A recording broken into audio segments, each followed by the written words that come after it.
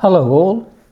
This video is intended to give new arrivals in France some clues about things they need to know in order to correctly comply with tax rules. I am making the video because I found it difficult to get this basic information when I started living in France. It seemed that some things were seen as so obvious that there was no need to explain them. Disclaimer: this video is not intended to give you any kind of formal advice. My aim is to give you some clues about things to look out for as you become a tax resident in France. It is, of course, up to you to find your own way. Intergovernment agreement. There almost certainly exists an agreement between your home government and the French government about how your tax obligations are shared between France and your home country. I suggest getting both the English and French versions. Each will help you understand and interpret the other.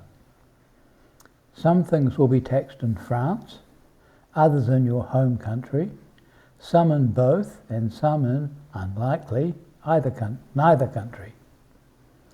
You will likely need to do tax returns for both France and your home country. Tax by household. Tax in France is calculated by household rather than individually. This means that the incomes of all members are shared between all members of the household for the purposes of calculating tax. This has the effect of reducing the overall tax paid. You can be taxed by your household if you are married or paxé or have dependents.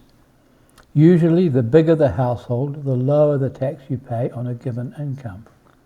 A household will have a number of parts, 2 for a couple, but children and other dependents count too. Overseas bank accounts. One of the most important and least obvious obligations is the declaring of foreign bank accounts.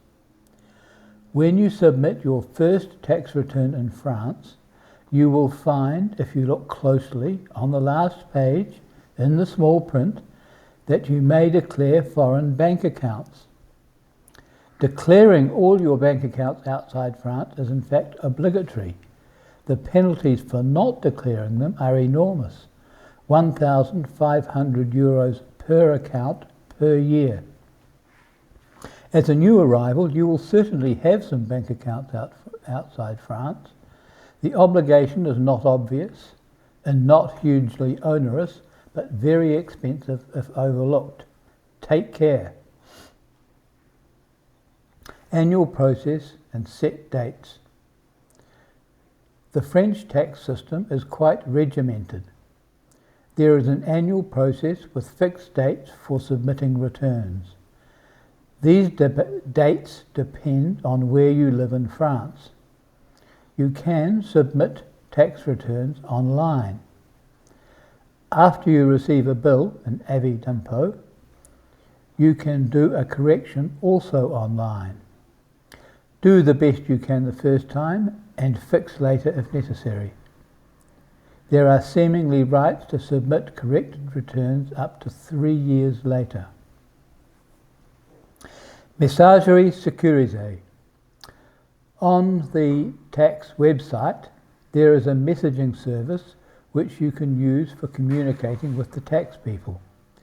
You can ask questions and get replies, although they are not always helpful. But the service is a good way to have evidence of having asked a question. Salaries and pensions have special treatment.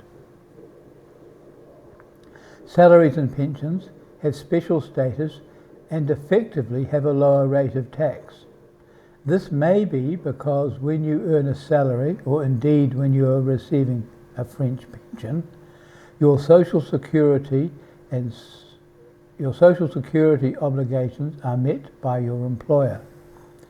If you have investment income, then you have to pay tax and social security together, which is quite a lot more, like about 3 times as much. Wealth tax. There is a wealth tax based on real estate assets only owned by the household. It starts when household real estate assets pass about 1.3 million euros. Capital gains. There are also capital gains taxes for capital gains made when selling things like shares or houses. The rate decreases depending on how long you have owned the assets before selling them. Investment portfolios, life assurance. Life assurance is the way in France of having a managed investment portfolio that passes to beneficiaries without inheritance taxes.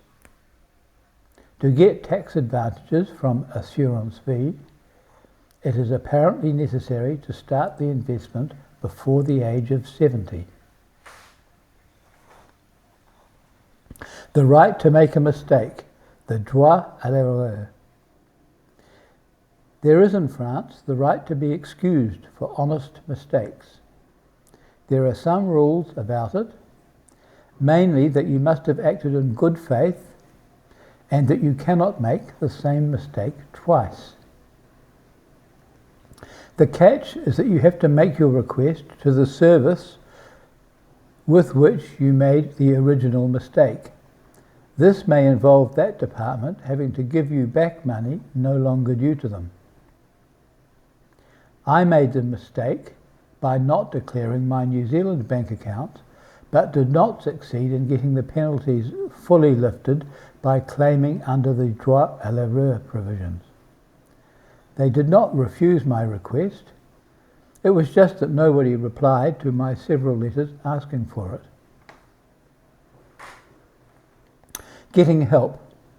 In general, you can get help from the tax people. It is not a particularly user-friendly system, but the personnel are generally helpful, if not always knowledgeable about the specific needs of foreigners newly arrived in France. You might choose to use a tax agent, but I did not find a way of doing that effectively. When I did try, it seemed that the tax agent wanted me to fill in online forms on their website. These were just as complicated as the tax department's own forms, but required that you pay a substantial fee. Professional help seems to be expensive, and the cost can add significantly to your tax bill. I did use a tax agent in New Zealand because I gave him the information and he entered it for me. What have I missed? As they say, that's a good question. I think I am now following the rules, but... Conclusion. There is a lot to learn. I found it difficult to get the big picture. In English, I can often scan documents to find the important parts. That is so much more difficult in French.